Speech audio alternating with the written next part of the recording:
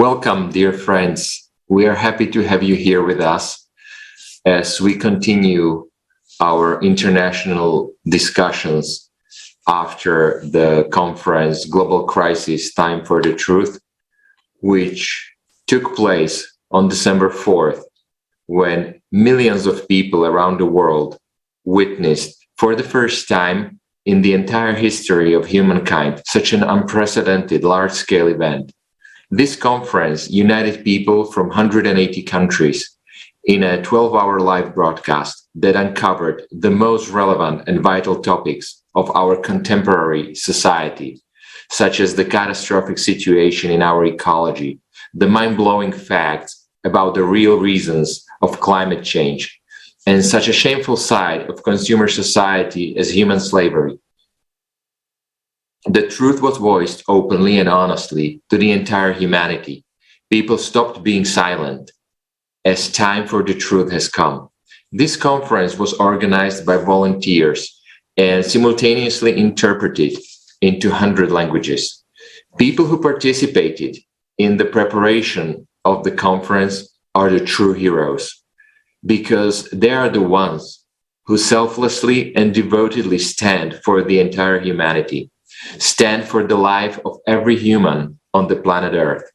The conference caused a huge resonance among people from all over the world. So many scientific facts, eyewitness reports, and tremendous amount of analytical data has been presented to people in such a clear, honest, and comprehensive manner. So much feedback was received in the comments and in the letters that gave us a clear understanding that we need to continue voicing the truth. And that is why I am extremely honored to invite you all to the international online forum, Global Crisis, We Are People, We Want to Live, that will be held on the platform of the Creative Society Project on the 7th of May, 2022. So again, welcome everybody. My co-host today is Alexei. Alexei, could you please let us know who is with us today here? Yes, thank you, Robert. Thank you. And of course, hello, dear viewers. As usually, we continue uncovering the topics raised during the conference, as well as sharing our impressions of this significant event. Please let me introduce our dear guests for today. So, Sabhe Mustafa, who is originally from Syria, but now residing in Turkey. He is member of Social Value International, as well as founder of Market Leaders International and social entrepreneur, and also educationist. And Terkuma Edmond from Nigeria, planning, research, and policy analyst at National Board for Technology Incubation. Welcome, dear guests. Well, greetings. Thank you very much for the invitation, and thank you very much for the introduction. I'm glad to be with you. So it's nice to be with you, Liam. Thank you, dear hosts. Thank you so much. Dear Sabhe, what were your feelings after watching the conference on December 4th?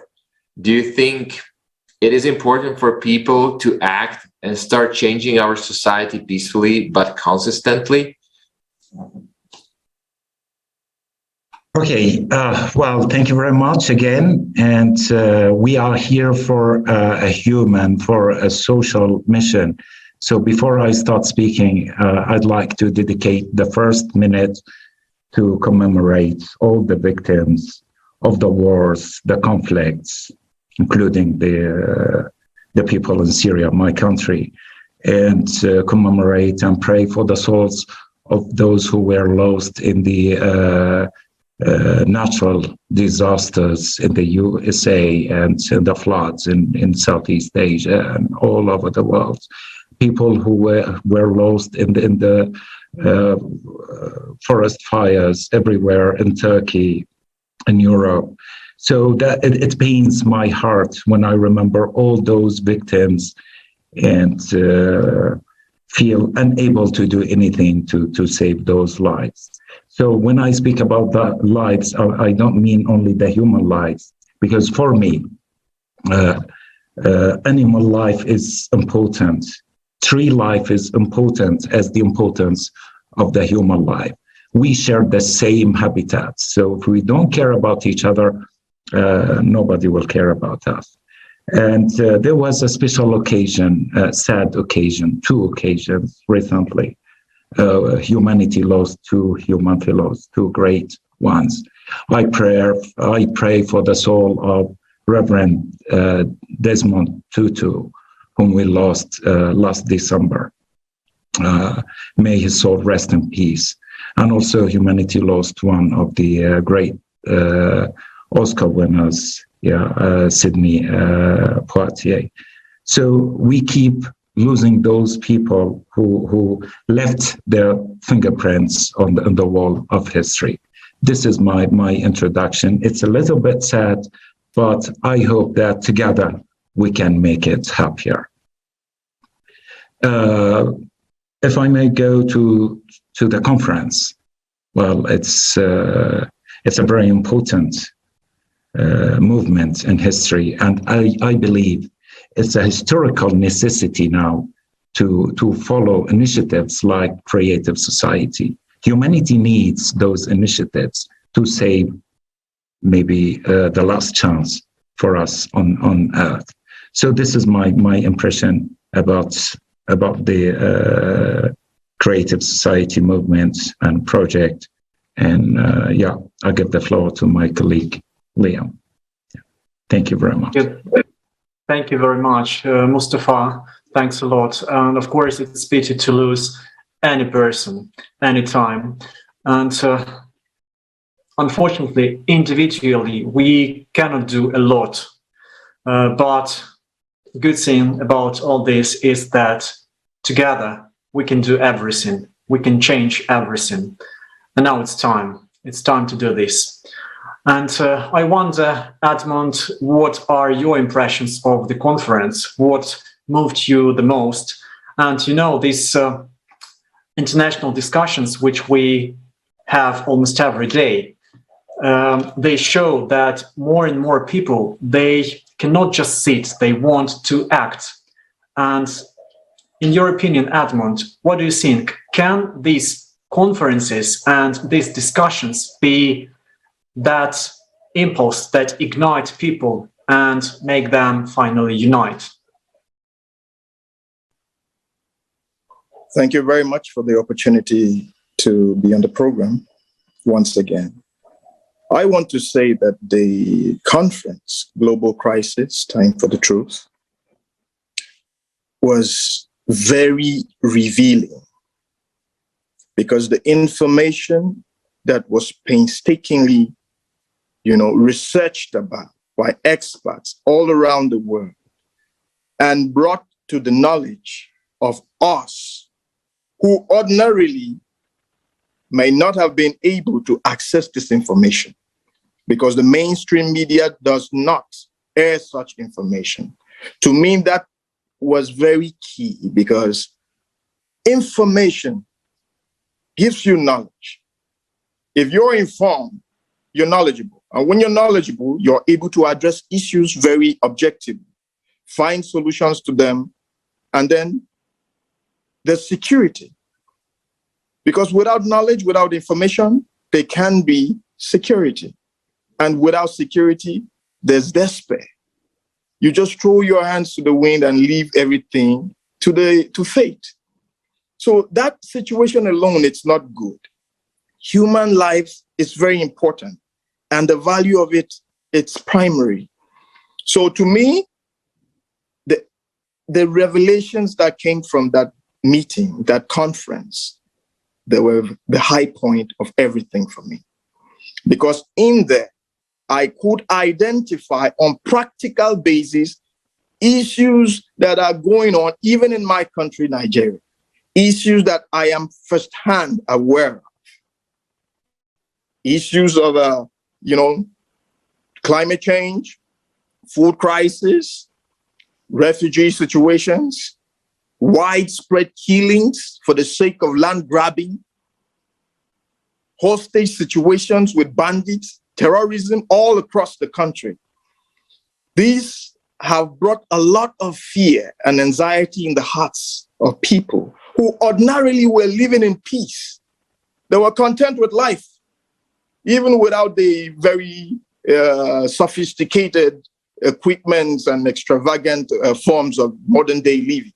They were content to live as communal people in peace, upholding the value of the human life above every other thing else.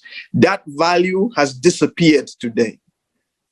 And when I heard from experts from the conference, I could deduce clearly that the current structure of our modern day society, it's a fraud. It's a structure that is built on inequality, injustice, wickedness, and profiteering at the expense of human life. That, to me, is a no-no. And the prospects of building a creative society is what has spurred me on, because I see a ray of hope where society can clearly deviate from this current trend of destructive existence, where we can have a more meaningful life and leave that for posterity and the world at large. We will check whether Edmond is able to come back and continue, because his speech was very touching to me. I could feel his pain. It's quite important to listen to him and to hear what he says. Yes, thank you. So the information was very explicit regarding alternative sources of energy, particularly green energy, the implications of the creation of these sources. In the meanwhile, we can continue with our discussion. And I just wonder, Mustafa, what were the most touching, stressing, shocking moments in the conference for you? I mean, Yeah, well, this is a very tough question to answer because all the topics in the conference are equally important to me. And I cannot say this is less important than the other ones. But maybe I'm a little bit subjective in here. So I'll speak about two interesting points for me. The first point is about the situation of refugees. And the other one is about the climate change action. So two important topics for me. The others are equally important, but I don't have the expertise and I can't cover all these points. So I'd like to start with the personal situation of a refugee. The Syrian refugee crisis is a world crisis. It's a global crisis. And the desperate lifeboats started landing on the British coast.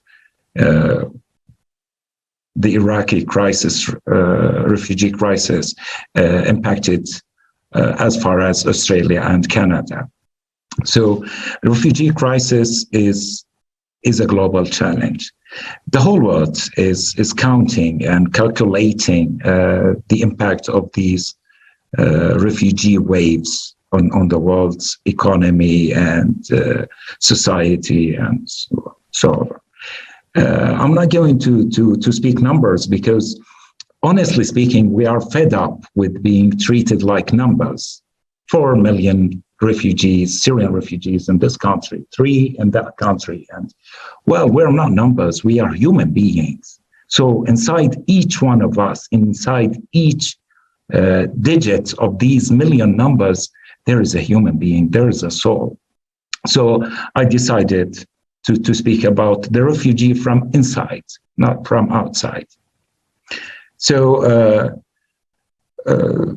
if you remember, there was a little boy named Alan Kurdi. He's a Kurdish boy from Syria, a Kurdish brother from Syria. just a little boy who tried with his family to reach safety in Europe, but he was drowned by the Aegean Sea. And I thought to myself, well, who knows what loss was this? He might have been somebody like Steve Jobs or somebody like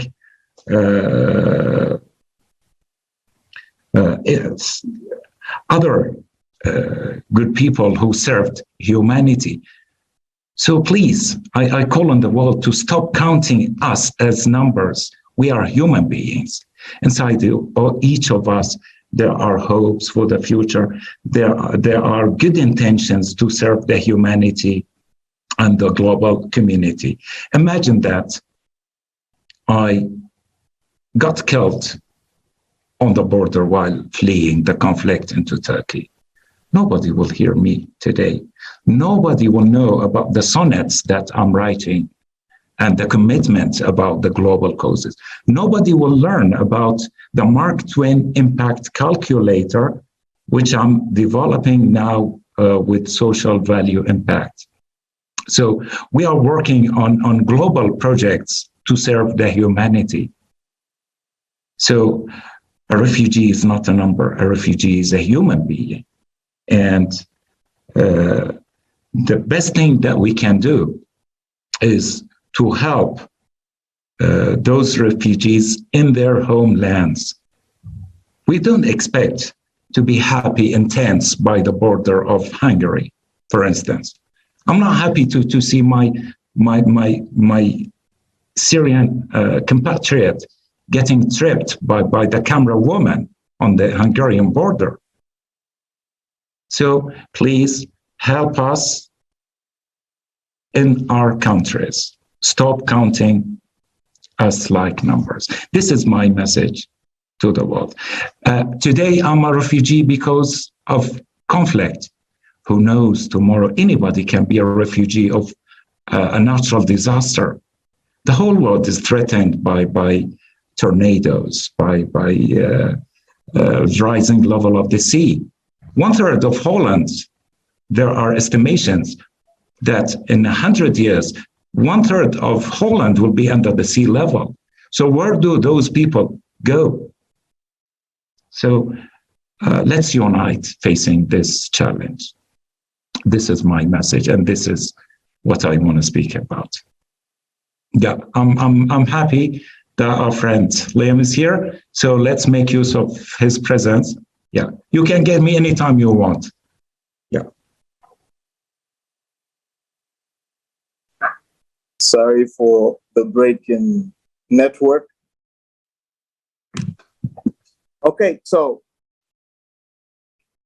I was talking about the alternative sources of energy and the seeming hype about it, because we are made to understand that it's 100% green energy. But from what we gathered from the conference, I learned that it's not 100% green. It has other components that are not renewable at all. And then how do you dispose of this at the end of the day? So it brings us back to the same point, the very beginning again of the whole problem. So they are not really addressing the issue per se. They're only profiteering out of it. They're only making money out of it. So that alone is deception to me. And I found it something that we need to really talk about so that people will know, and then we'll find more creative ways of arriving at the solution of energy on our planet. Thank you. Thank you. Now, we will look deeper into these topics.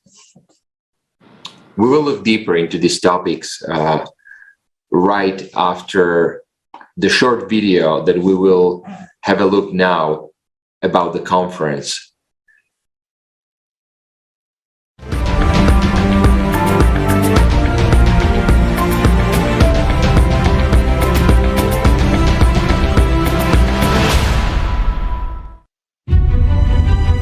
4 months have passed since the time of the previous conference, and over this relatively short period, we have seen how much the progression of climate change and environmental degradation has accelerated.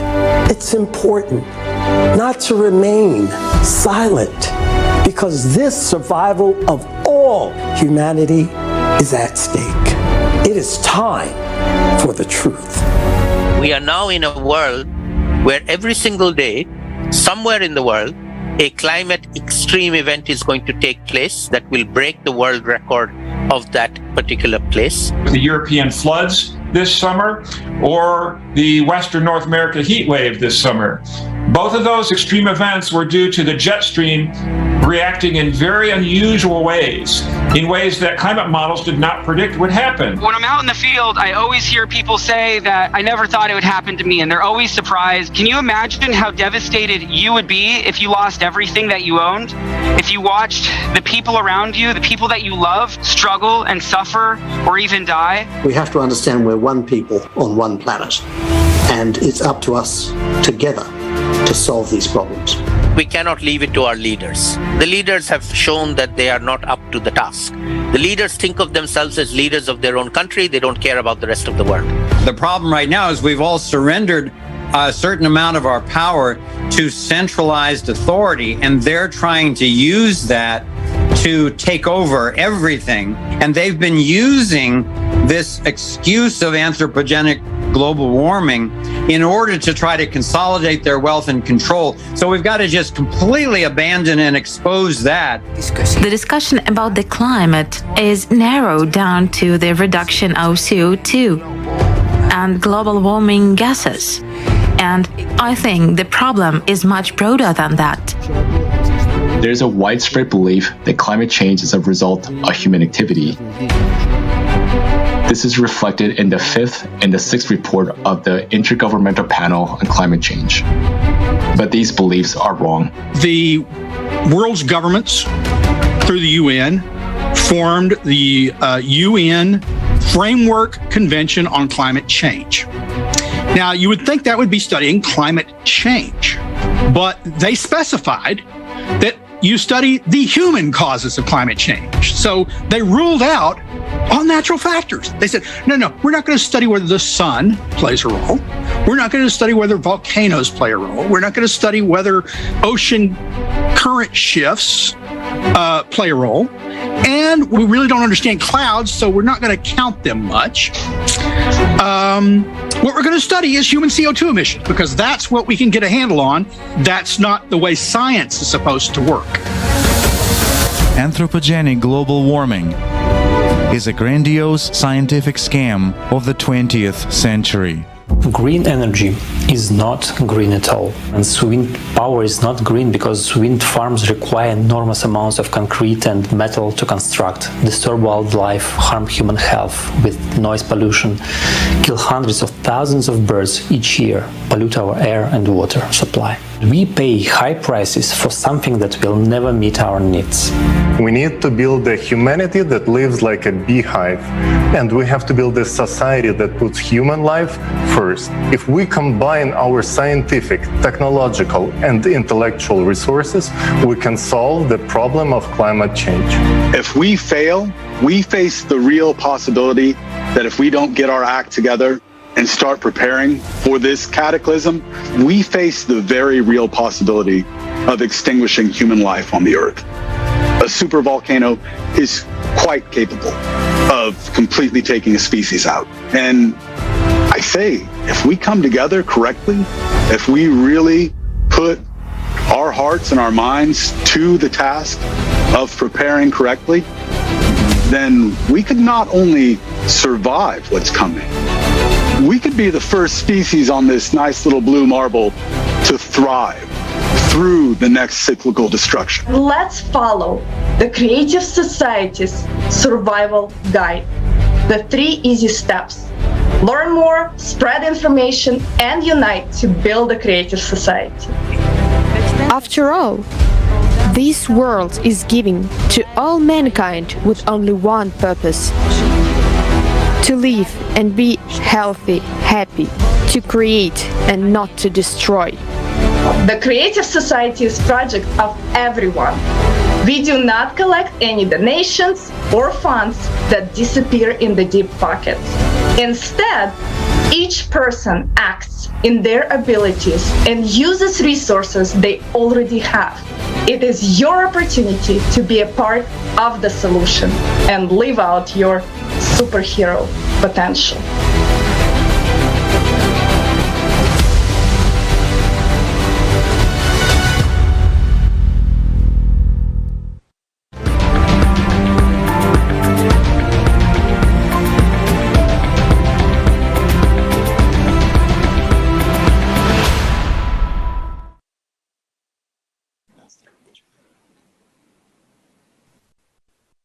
Yes, definitely. We can all be heroes, but we need to start acting right now if we want to be in time before it's too late. And today, for various reasons, too many people have already had to leave their native cities, villages, countries, and even continents. Even official figures are too high, but the truth is that a lot of people have not been recognized as refugees at all. Though they had to move far away from their homes, they lost everything, and too many of them even lost their lives. For some individuals, some groups of people and organizations, such people are just inconvenient circumstances that spoil their statistics or their plans. And that's it. Nobody cares about these people. It's if they don't even exist, on this planet. Of course, this should not happen in a normal society.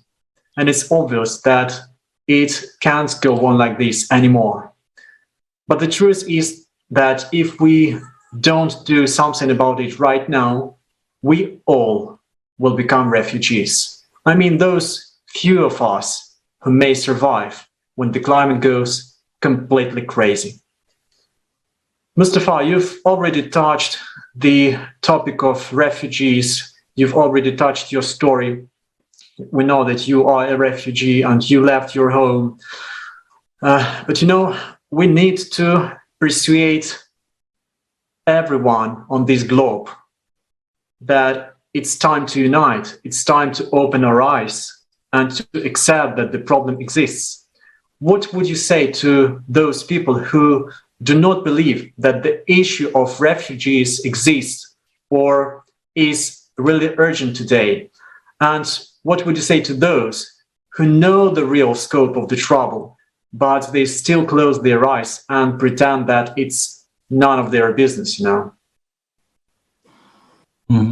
Well, thank you very much. It's a very touching question. After all those years, 10 years of the Syrian conflict, and after all those waves of refugees crossing the European borders, crossing the Aegean Sea, there are still people who don't believe that there is a refugee crisis in Syria. How can I convince them if they don't open their eyes and watch what's going on the news? I can't convince them with numbers, to be honest with you. You can just Google all the reports of the UNHCR and see how many. They know every single person, male, female, how old are they. But this is not the point. A refugee should be treated like a human fellow. Okay. You can't treat refugees like numbers. If you close your eyes on this fact, there is a time bomb here in Turkey. By the way, I'd like to thank the Turkish community for hosting all this huge number of Syrian refugees. But for how long can they support us? There will be a day that the Turkish community will say, enough is enough. Where shall we go then? I can tell you, we can cross the sea, we can cross the borders, and we can reach everywhere even to Australia and Canada, unless the international community moves now to help us return and reconstruct our country. This is the point. Now, this is the fact that everybody is ignoring. I can tell you, everybody welcomes a well-educated refugee to come to their country. Okay, come and help us learn and educate the youth here in this country, and then they can go. An educated refugee is better than extremist refugee. So we are not only facing this injustice from the world, but also from the inner injustice inside our community as refugees. Extremism is terrifying us, because when people get desperate, they can do everything. When people lose hope in the future, it's easy for them to turn into terrorists, to be criminals and do whatever humanity is ashamed to do. So this is the point. Yeah.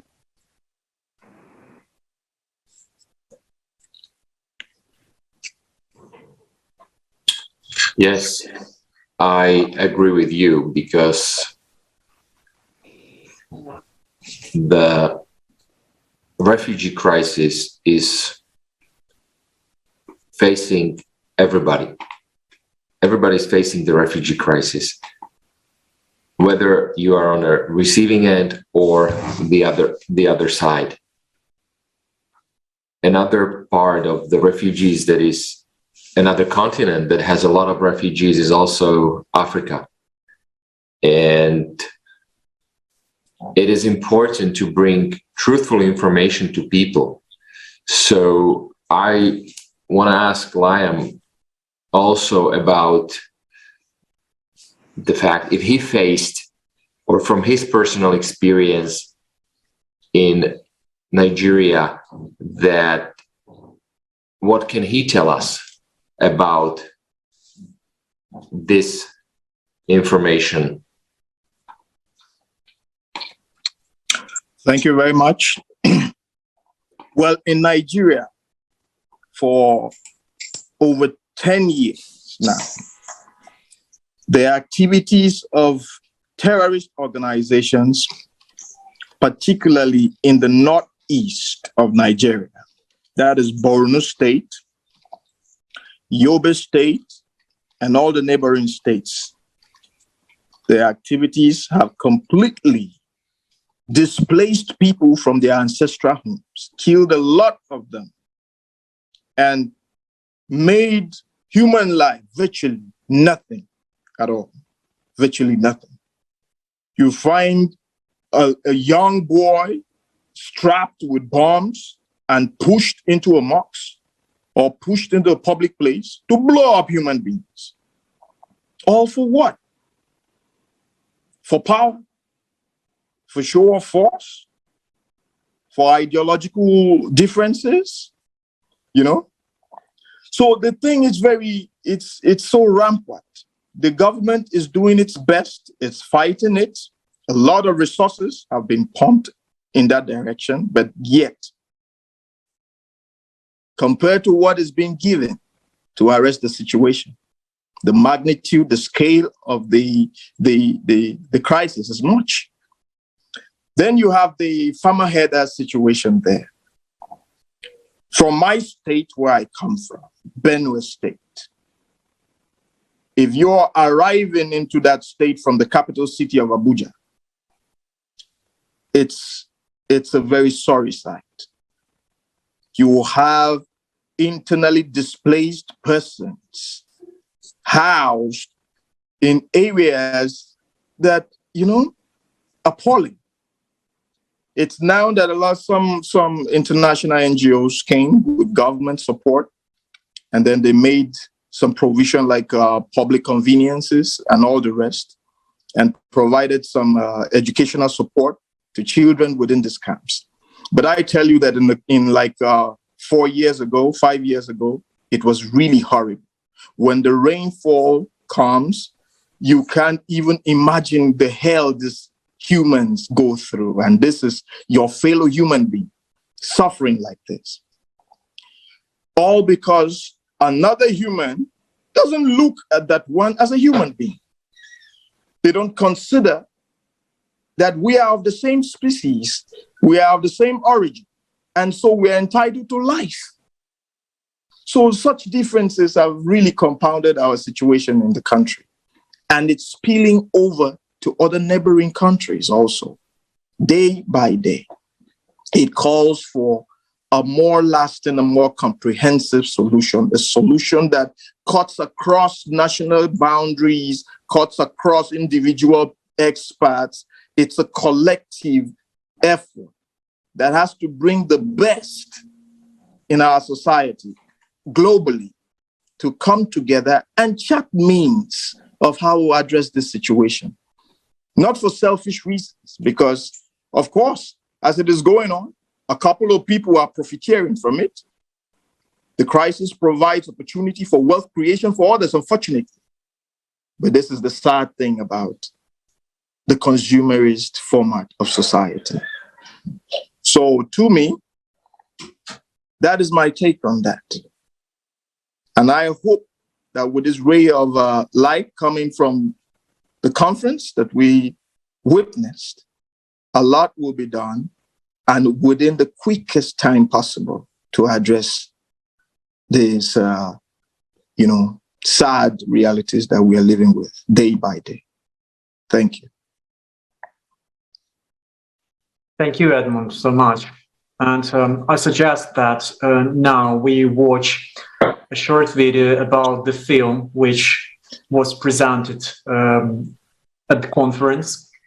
This film was prepared by volunteers of the Creative Society Project, and this film is about refugees. We touched this topic several times during our international discussion today, so I believe that it will be very interesting and useful for our viewers to get some more understanding about what film was presented at the conference.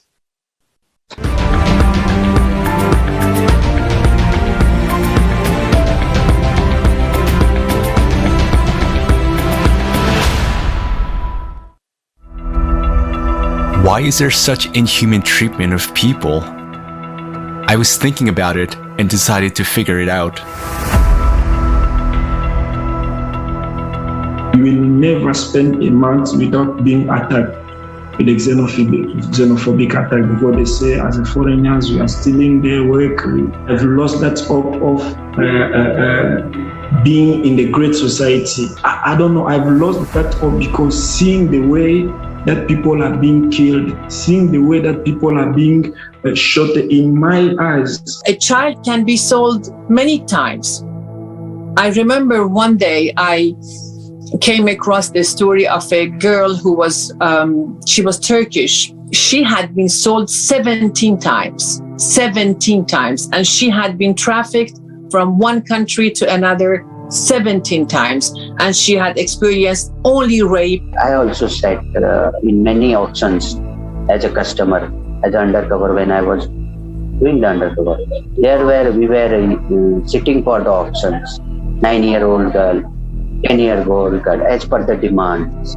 So the trade called the first time sex. Whenever the auctions will happen, new girls arrive in the trade, so they put the auctions. So who will bid the last demand, the money, that person only will use that victim whole night for his choice. The business that is made of spare parts, the human spare parts. How many children have been transferred from one place to another and then being operated on for some rich guys in different parts of the world to get a kidney or get something else from their bodies against their will? Black markets, traffickers, mafia is part of this economy that is ruling the world. So what else I can say? That I only see that another possibility is to spend money instead of constructing walls like we are doing in Europe. In our society, human life has no value. How is it possible that instead of help, people encounter violence, aggression, abuse, and slavery? This is not a migration crisis, but this is a crisis of humaneness. People, by looking at the existing legal frame, will not ever be entitled asking for protection. Because you will ask them which country you're coming from, they will say there is no country. I had a country called X, but the country now is underwater. Or I had a village and this village is being totally destroyed or disappearing. It turns out that there are still no effective programs for the resettlement of refugees. For so many years, the United Nations has been working. For so many years, the Refugee Rights Commission has been working. So many humanitarian organizations and NGOs around the world have been working, but there are no working, established or adopted programs on how to work with these refugees. There are none. And the Refugee Commission itself admits this. Now refugees are forced to leave their homes. They face condemnation and cruelty. They are left alone with their misfortune because of the consumerist format of society. Tomorrow's climate catastrophes could be upon us as well. Answer yourself honestly. Are you ready to face what refugees face? Are you sure you won't be in their shoes? That you and your loved ones won't have to go through what they're going through.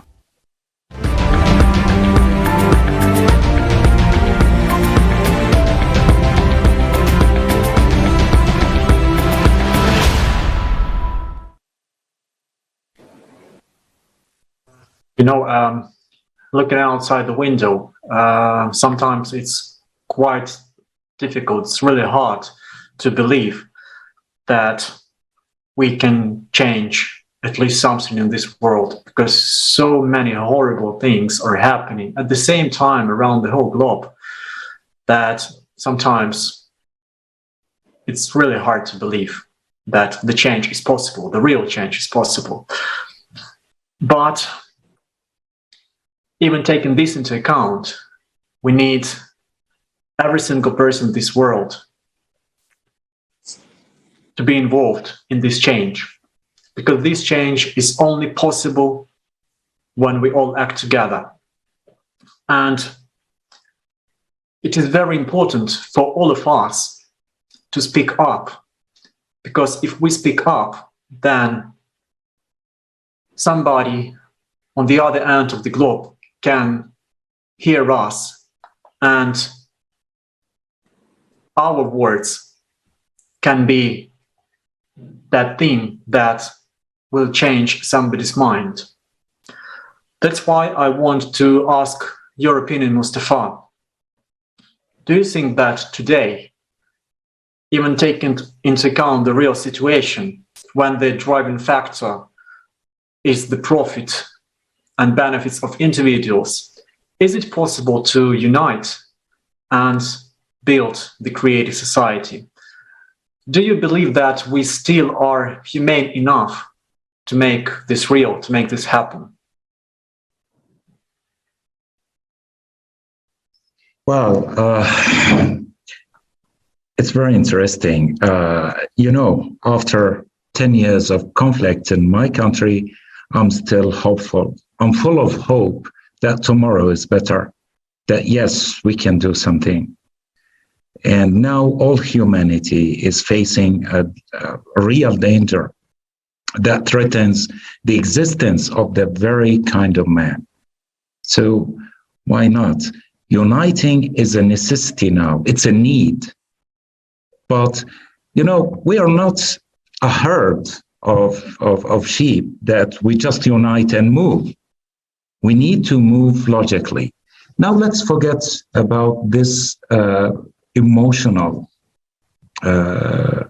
approach of these challenges and think logically how to create or how to establish the creative society. Yes, we can do if we define the pillars of the creative society. Thank you very much. You already defined 8 foundations for the creative society. But personally, I have another approach. It completes the creative society's approach. And maybe others have their own approach. They can complete us. If we unite and exchange the expertise and the data, we can do it. So if you allow me, I propose to create or establish the creative society on 4 pillars. The first pillar is belief, to believe in God. It's enough to believe that God is there in the skies, and we are humans. We are only humans, and without God, we are nothing. So this is the belief that we need. If we believe like this, we will transcend all the differences between our societies. We will overcome all the religious differences and all the racial differences. Yes, we need to believe. And after we believe, we need to work. But not all work is useful. We need to do good deeds. So do good only principle. So these are the first two pillars of creative society as I see them. And the third one is to speak the truth. What's the truth? Truth is, I'll refer to an English poet, and I remember John Keats. And he said, beauty is truth, truth, beauty. That's all you know on earth, and all you need to know. So truth is something beautiful. Let's speak the truth. Now we are facing another global war. It's more fierce and more dangerous than the war against terrorism. This is a war against nature. So in this case, we don't have to polarize ourselves as with and against. Let's do our best. I know you are so beautiful speaking the truth. And I'm really amazed by the beauty of the organization, the beauty of the soul of volunteering to serve the mission of creative society. So let's be beautiful. And then we'll attract those celebrities, not by attacking them or hanging their names on our wall of shame. And I'm sure they are doing their part. So they are also, Bill Gates has his foundation, and he's fighting Ebola, and he is fighting, I don't know, this disease for the kids. And Angelina Jolie is doing her part as well. She is ambassador of goodwill. So let's attract those people and the others, not by attacking them. Anyway, this is my opinion, and maybe a final word. I'll refer and quote the late Reverend Desmond Tutu when he said, "Without forgiveness, there is no future." Yes, I understand your point, and that's why in the conference we said that we will give it even a bigger effort to persuade everybody and to attract everybody to help us build the creative society, even the celebrities. Then we are on the right way. Edmond, as you said, truth is important. What made you to join and to help spread this information among the people around the world, that it is important to build it, to unite and to build a creative society? Yeah, you see, I want to say that a lot of who I have become in my adult life, beginning from childhood, owe so much to not only environmental factors and education, but to a deeply personal recognition that there is a supreme power that created us all, and we owe our existence to him. I say him because I'm a Christian. So I personalize that power. Now, the goal of the entire creation from my informed position as a Christian is that we should have life and have life more abundantly. But when you contrast that with what is available in our everyday society, just like what George Orwell wrote a couple of years ago in his novel, The Animal Farm, they say all men are equal, but some are more equal than others. So you see a stratification of society along power greeds, and this stratification is dangerous. But sadly, that's the way the nature of consumer society is, because you can not have everybody at the same level of intellectual advancement, at the same level of moral advancement. Some are brutes naturally, owing to the fact of the contradictions in the human nature. They hate what is good. They hate what is just. They hate what is right. To them, such things are weaknesses, and they don't see how they're fitting within a system that annihilates such traits out of it. So people like that need to be appealed to. They need to be conscientized, let me put it that way. It's brought to a point where they recognize that within them lies a divine spark that came from the Creator that made them. And that spark, it's the same in every created human being walking upon the face of the earth. The color will change, the language will change, the national boundaries will be different, the education will change, but that spark is the source of life, is the true essence of our humanity and even divinity, because that part of us is the noblest part of all. It exemplifies the qualities of what we are aspiring to build now. The society that is founded upon love, upon justice, upon truth, upon fairness, upon equality and prosperity. So these things, to me, owing to the fact of my religion, owing to the fact of my profession as a Christian, and owing to the fact of the kingdom of God that we want to be built on earth as it is in heaven, I was drawn to the creative society.